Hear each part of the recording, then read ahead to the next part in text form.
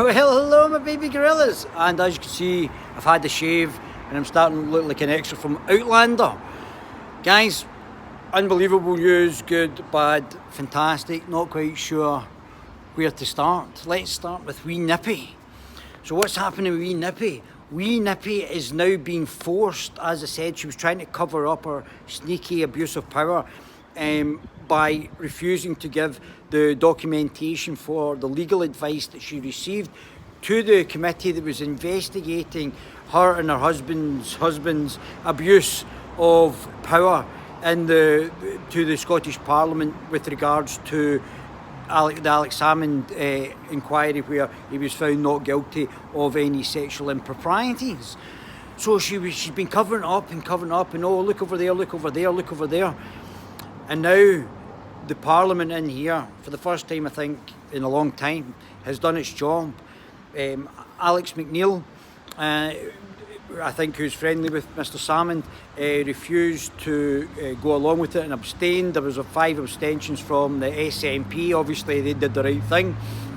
53, was it 54? 54 to I think 63 in favour of the government being required to release the documentation. The Alex Salmond side has said that it will show that there has been a cover-up, and not even a cover-up, but that Nicola Sturgeon has gone against the legal advice of the people that advise the government, the legal entity that advised the government, and went ahead with a prosecution that they knew that she couldn't win. So it looks like I was completely correct right from the start.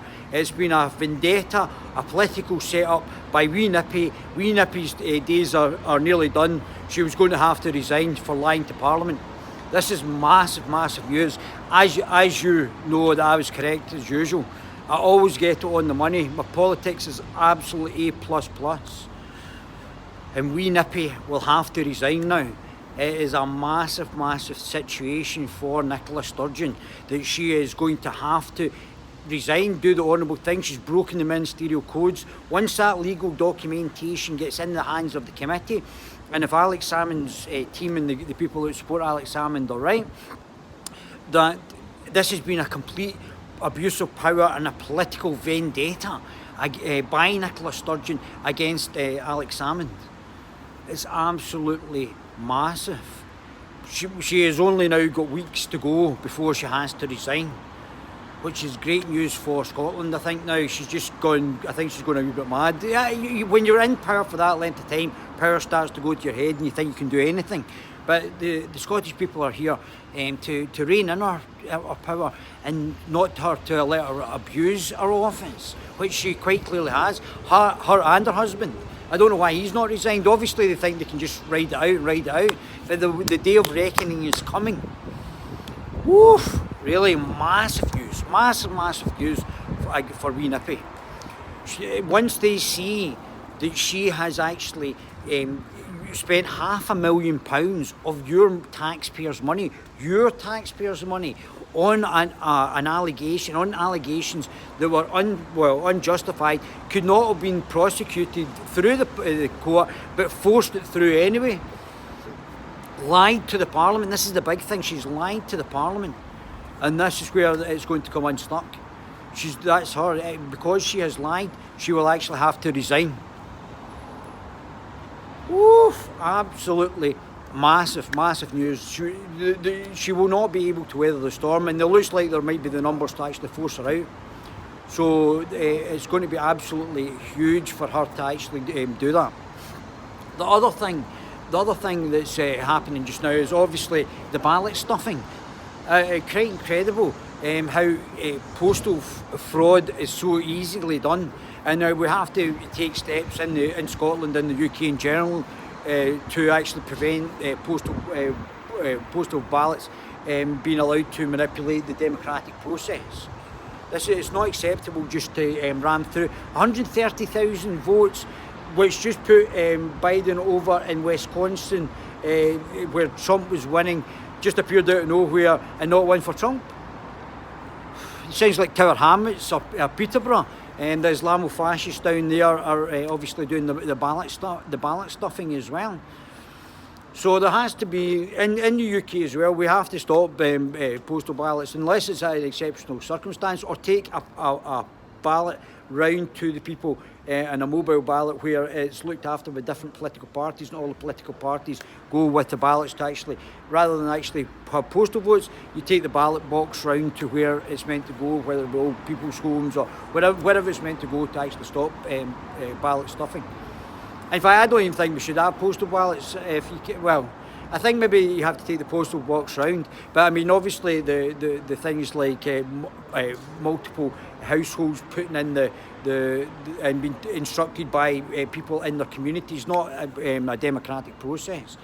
They have to make up their own mind who they're going to vote for. This sort of Islamo, I'm in charge and you'll vote how I want you to vote, has got to stop. That's not acceptable either.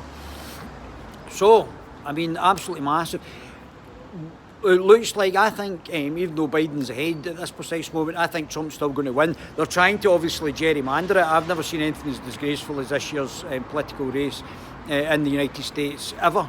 The fact that these things have taken days and days to call, and these postal votes are getting stamped now, apparently, allegedly, they're getting stamped after by the post office. So the post office is in league with the big tech, the media and the globalists, and they're now allowing to backdate stamps to the day before the election. So I mean, the whole political system's just became a farce because of the postal votes.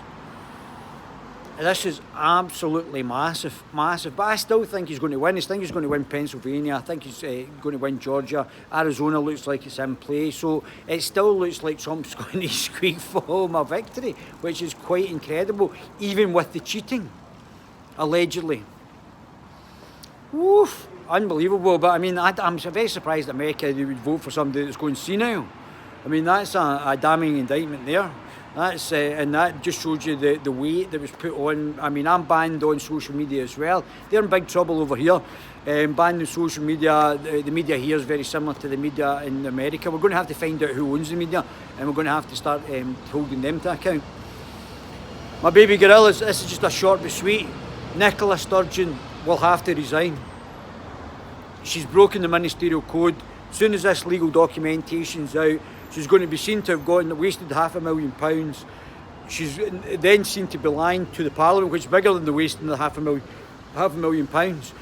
She'll be seen and then to have broken the Ministerial Code, and then she'll have to resign. The pressure will come from the Greens, the illiberal, liberal, undemocratic Democrats, the watermelon Greens, and the Labour Party, the Islamo-Marxist Party, and the fake Conservative Party. All of these parties are now going to start to apply pressure. If they get the legal documentation, it says what Malik Salmond's team thinks it's going to say. She's finished. Nicola Sturgeon will now have to resign. Heard it here first.